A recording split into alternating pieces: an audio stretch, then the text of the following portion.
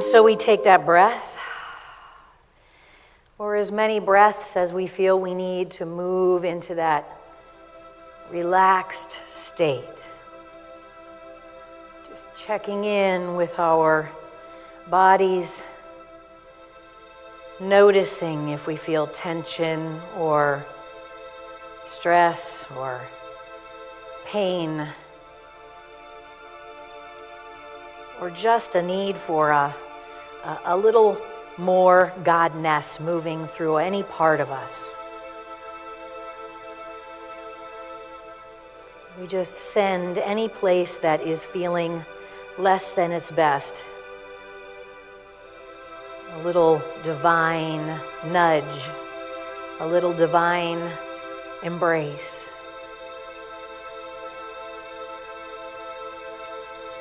Some love.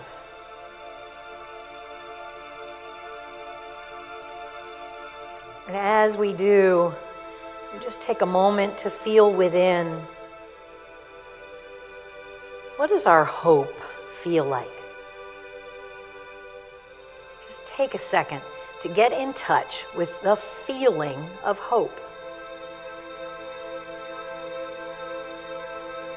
That anticipation, a little bit of a kid on Christmas morning, reaching for something unseen, but knowing that it has the promise of something wonderful.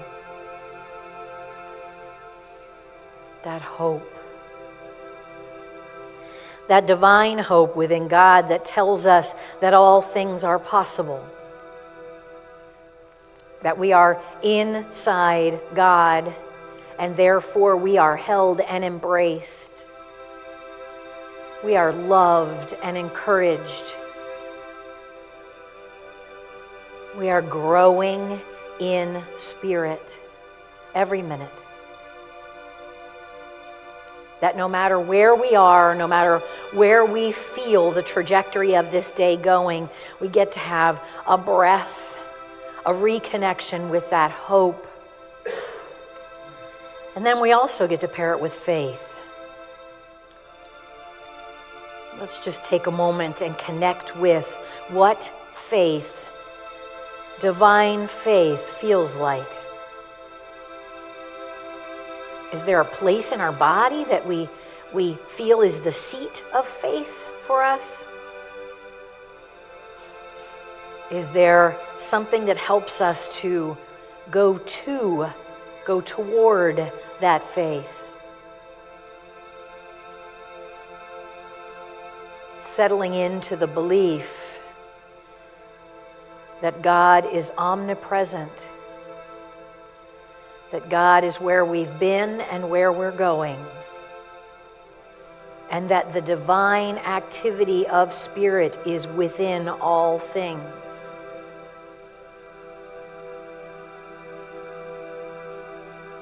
That as we move forward in time and space, those places we've been,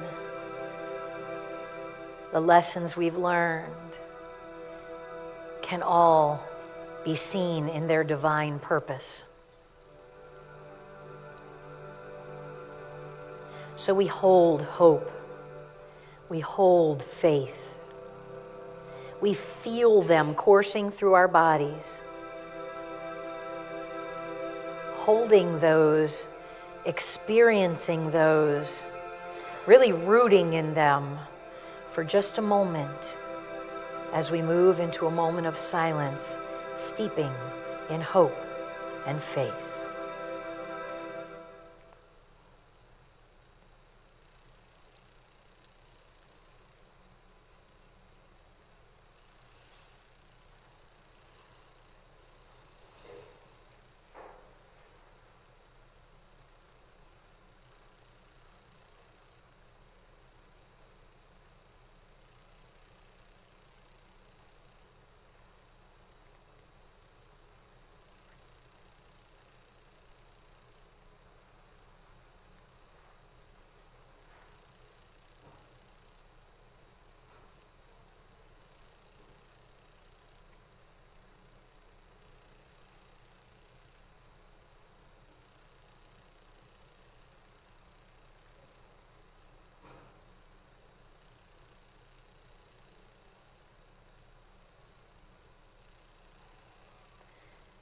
And then with another breath,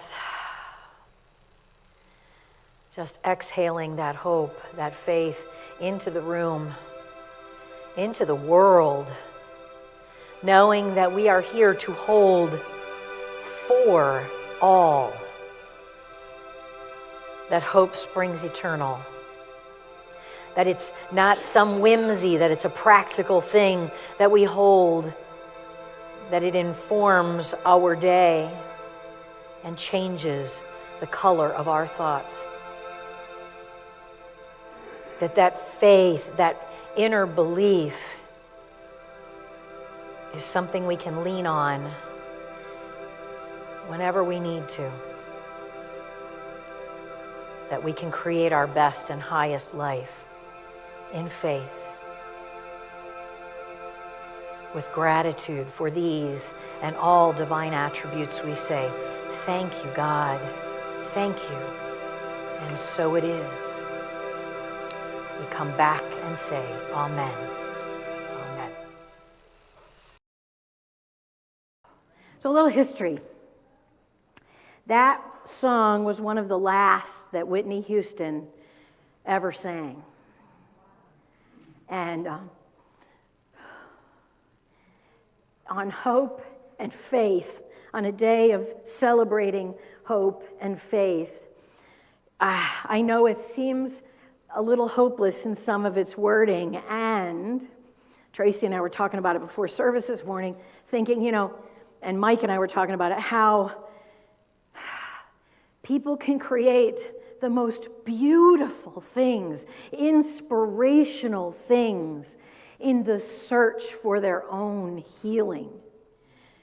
And the artistry and the beauty, I know I am not anywhere near Whitney Houston, but thank you. But I so pray to do some justice to her words in that song, because I think of what she must have been going through at that time in her life, so shortly before her tragic death. She had so much to say and so much beauty within her that just spilled out in so many beautiful ways. That a song like that, and if you haven't looked at her last album, I encourage you to go look at her last album, because it's full of beautiful, inspirational, hopeful messaging. And I am confident that in her putting those songs out there and in the things that she was saying, it was her fervent prayer. She was an incredibly faithful person.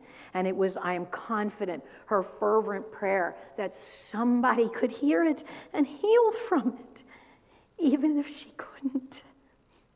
Even if she couldn't.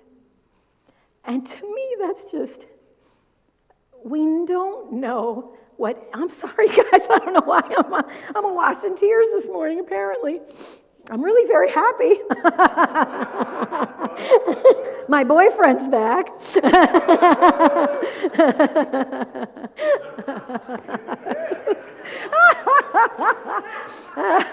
I'm all verklempt. No. But I think about these gifts of hope and of faith, and how many people right now, right this very minute, are struggling to hold on to them. And how can I think to myself, and I feel to myself, and I pray to myself, how can I embody them in this world so that if somebody is feeling a loss of their own, that I have enough to share? Because that's it, you guys. We are the hands and feet of God itself. We are the divine and human expression, and we are here as a gift to the world. We are here to express our inner divinity in the way that only we can. There's nobody else in this world that can express what you are here to express. There's nobody else in this world that can do it just the way that you can. And so it becomes incumbent upon us to find the way to express that so that somebody else can see the light that we came here to be. Because sometimes you're the lighthouse. Sometimes you're the only lighthouse that someone is going to have in the day that they see you. Sometimes you're the only thing keeping someone's light alive. Isn't that an amazing gift? Now, it's also a responsibility, right? I mean, that's the thing about being in unity. We're awake. We understand the depth of the meaning that it is to be alive in these skins.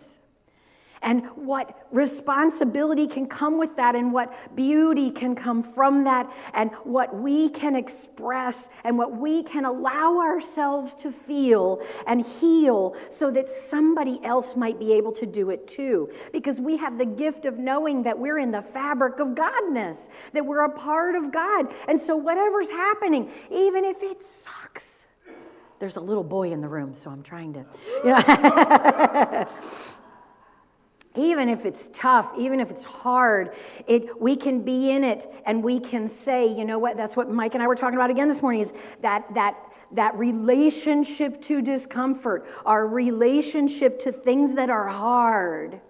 If we can shift that relationship, if we can move into a knowing that God is in it every minute, if we can know that even when it's tough, yesterday, it was 4 years yesterday that my husband took his last breath. And those of you who have experienced this, you know those days, gravity pulls a little harder. We notice there's a viscousness to the air around us, and we know that there's something in our DNA that says, you know what, you went through some stuff on this day.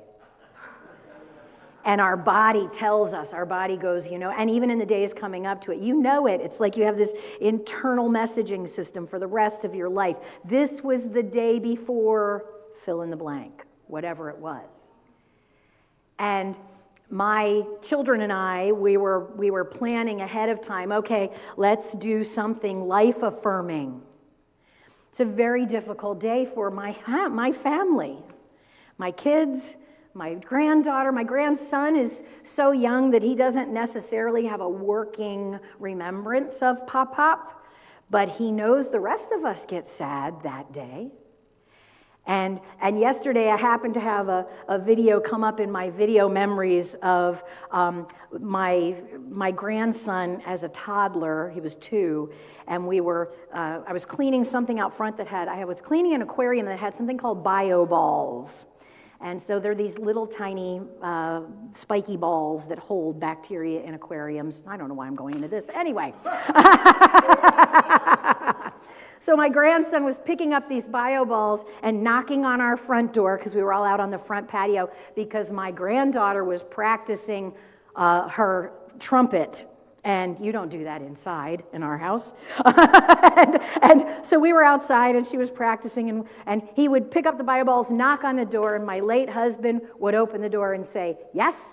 And he would hand these balls to my husband, and my husband would say, thank you. And my grandson would say, good night. And then he would turn around, they would close the door, and my grandson would pick up another handful, knock on the door again, hand them to my husband. He would say, thank you, and good night. And then we would do it again and again and again into infinity, right? That's the way it works when they're 2. And so that video came around, and my grandson had recently expressed to me that he was very concerned that he did not remember Pop-Pop's face.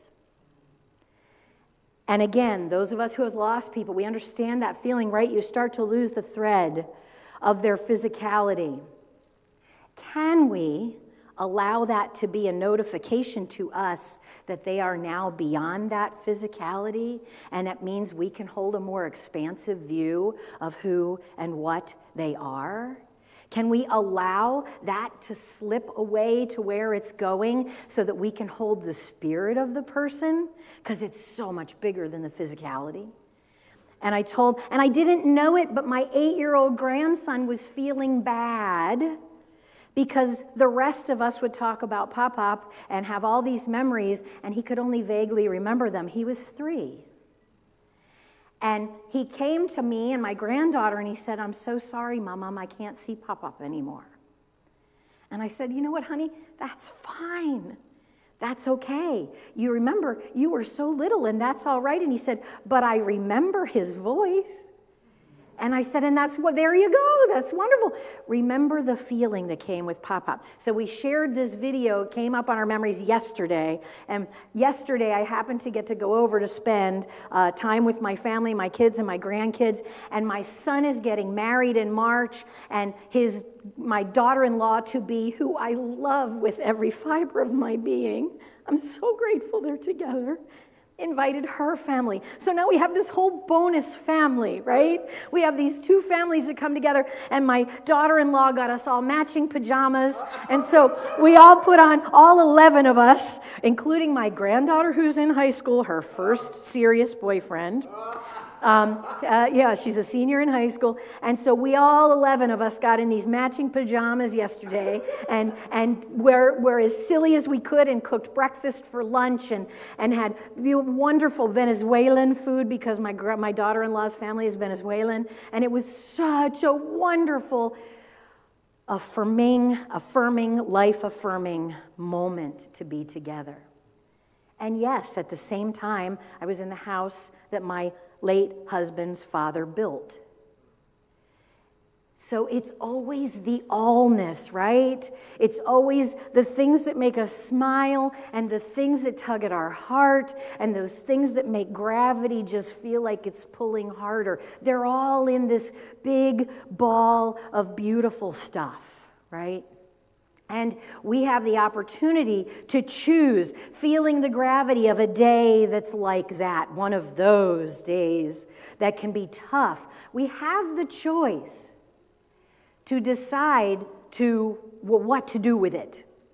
And sometimes the choice is, I'm going to stay home and close my doors and watch sappy Christmas shows and cry and eat junk food all day. And maybe that's the choice that is the one that's right at that time. Feel into it, though. Connect into the divine. Are we short-circuiting from life and saying, eh? Or are we saying, no, you know what? This is what my soul needs today. I need a day of just chilling and crying and eating calories and feeling what's rushing through me. And we have the choice to say, you know what? And, well, maybe I'll do that for an hour in the morning. And then maybe I'll get dressed and I'll go out and I'll do something life-affirming. Maybe I'll go volunteer somewhere. Maybe I'll do something that someone that had passed loved. I'm going to do something life-affirming. And our family decided as a family we wanted to be life-affirming on the 4th anniversary of my late husband's death. And so we got together and had a blast. And had a few tears in the mix when we had this thing on our wall that was a measurer of height, and we have all the kids measured on the wall, and there were new people in the mix, and people were lining up to get measured and marked on the wall. And it brought a happy tear because this was a tradition that keeps going. It keeps going. It all keeps going if we decide that it keeps going. Because it's all a decision. Hope and faith. See, the thing about faith is not everybody, I won't want to put words in people's mouths, but I know a lot of people that I know feel that faith is the good thing. It's the thing that has us reaching and believing that better things are going to happen. I got news for you. At its core, faith is belief.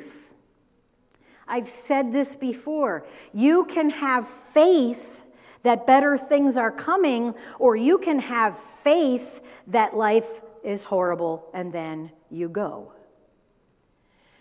Where are you placing your faith? Are you placing your faith in hope? In saying that there is something better and more that's going to happen than ever has? Are we doing life-affirming things and using our faith to believe life-affirming thoughts? Or are we using faith to beat ourselves up and tear ourselves down? What we are believing is what we are having faith in. And that can change at any given moment. I wanted to share a couple Bible verses with you. Romans 10:17. So faith comes from hearing, and hearing through the word of Christ. So what word are we listening to in here when we're deciding where we're placing our faith, when we're deciding what to invest our time and energy into? Are we connecting first?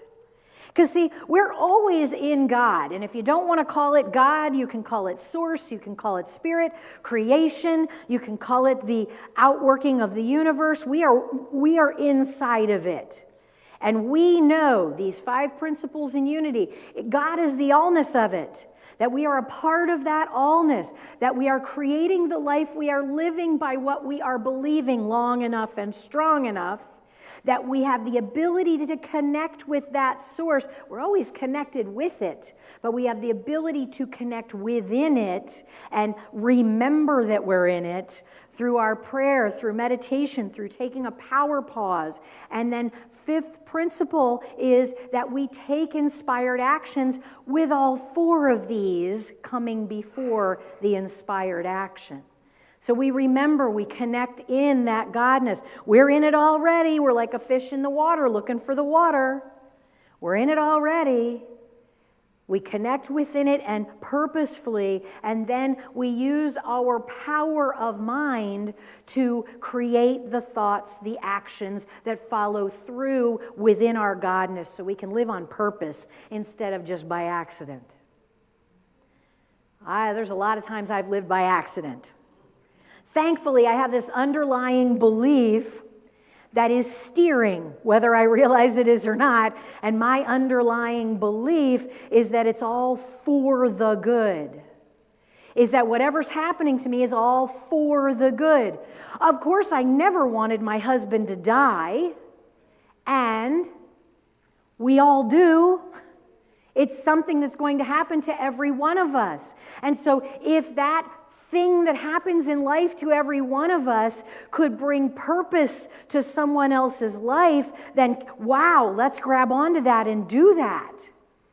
And I can tell you right now, I would not be standing here but for the fact that my husband passed away. If he hadn't passed away, I don't know that I'd ever have found Unity of Sebring. The whole reason one of the Unity ministers called and asked me to come here was because Reverend Andy had passed. And he said, this group needs to be with you and needs to hear from you because you are transparent. Would you please go talk to these people? And Tina and I found a soul sister for life when I walked in the door the first time. And thank God we all felt this resonance and this connection.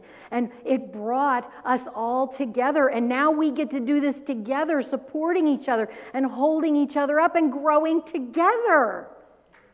And growing together. What a gift. What a gift. Do I miss my husband? Absolutely. Did his passing serve purpose in my life and in his? Yes, he's free. He was suffering horribly, and he's free. And I have grown into this whole new person that stands before you because he is free. And because I grabbed onto it and Tina grabbed onto it and we said, this is going to mean something, damn it. This is going to be for a purpose. If it hurts this deep, it's going to bring us to that much light. This is going to mean something beautiful to our world. That is faith at its strongest. That is an embodied hope that says, I don't care what's happening around me right now. I know I'm going to grab onto it and say, I don't know if this is good, bad, or indifferent in this moment, but it is going to be on purpose in my life. And if I'm feeling lonely or if I'm feeling sad, I'm not going to run away from it. There might be a moment for saying, you know what, right now is not the minute. I'm not dealing with this right this minute. But we don't bury it. We set it on the shelf and we say, I know you'll be there for me when I come back. When I am in the space and place where I am feeling strength and connection, and that I know that I am in God, and that I will be able to look at this again and not just see the dark side. Because everything has the wholeness of God within it. And the wholeness of God contains darkness. It does. And it is ultimately the light. So if we can grab onto any moment, even if it's one of those uncomfortable ones, we can change our entire relationship to hope and faith. We can know that it is ours to do with what we decide to do with it. You can squash it or you can feed it and it can grow. So what we are choosing to believe is what we are doing with our faith. We are invited to be conscious about that. It's not easy. Doggone it. But it's worth it. It's really, really, really worth it. I could be in West Palm Beach, in that house right now, trying to figure out how to make ends meet and running around and working 3 jobs and probably being really happy.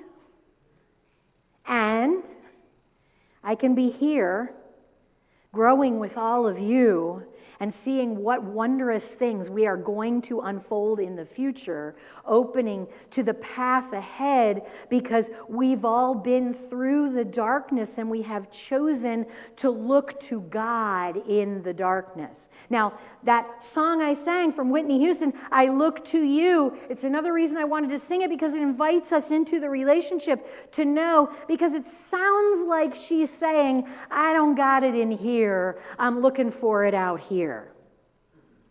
That is one relationship with God. We can have that relationship feeling like God is someone or something out there. Unity, the belief system of unity, invites us into a deeper relationship, knowing that, yeah, God's out there, but God starts for us in here. So when I say, I look to you, I am looking to that higher self within. That consciousness of mine that is just crammed into this little bodysuit. Somebody said it to me the other day, and we've joked about how when people watch us online before they come in here, because we stream this every Sunday, when people watch us online before they come in, one of the first things people inevitably say to me is, wow, you're short. Compared to what? Yeah.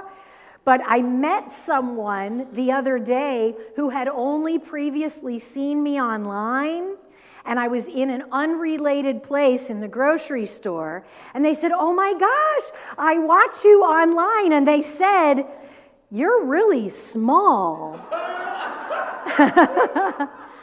but you're really big. And I thought, well, yeah, you got it, because that's the thing. Our spirit in here, I mean, I know it. I am a big presence. I may only be 5 feet tall, but I get it. I'm a little bit much for some people, and that's okay. I kind of like me. Right, thank you. I mean, as a matter of fact, I kind of love me. There's a lot to love about me.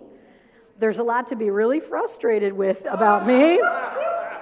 But there's also a lot to love, right? And that's all of us. We are these balls of, I keep hearing Doctor Who, timey-wimey, wobbly, the timey-wimey stuff. We are these beautiful amalgamations of all of these things that we are.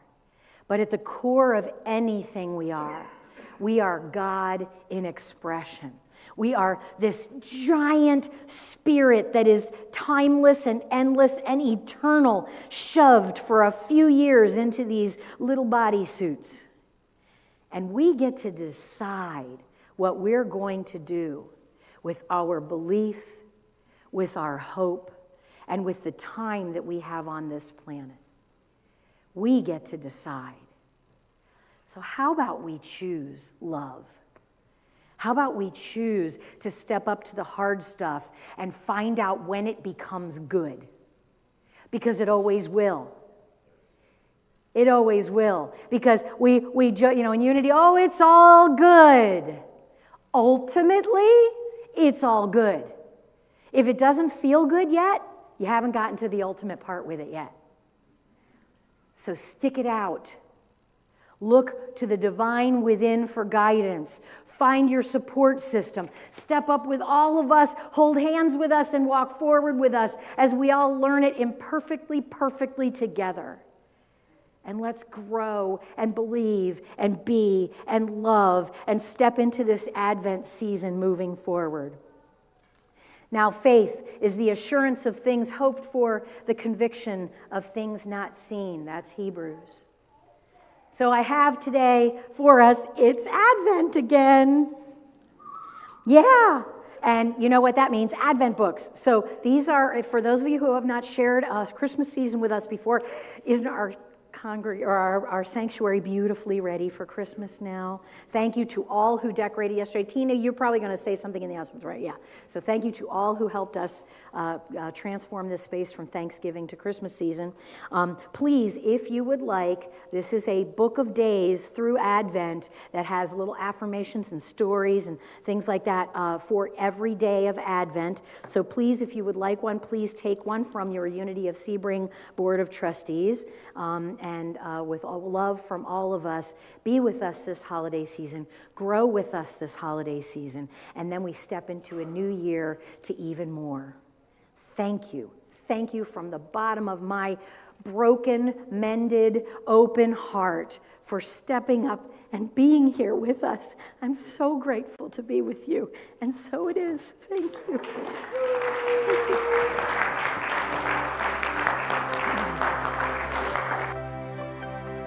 Thank you for joining us today. Please visit www.unityofsebring.org for more information, to submit a prayer request, or to donate to our ministry. We hope to see you again very soon.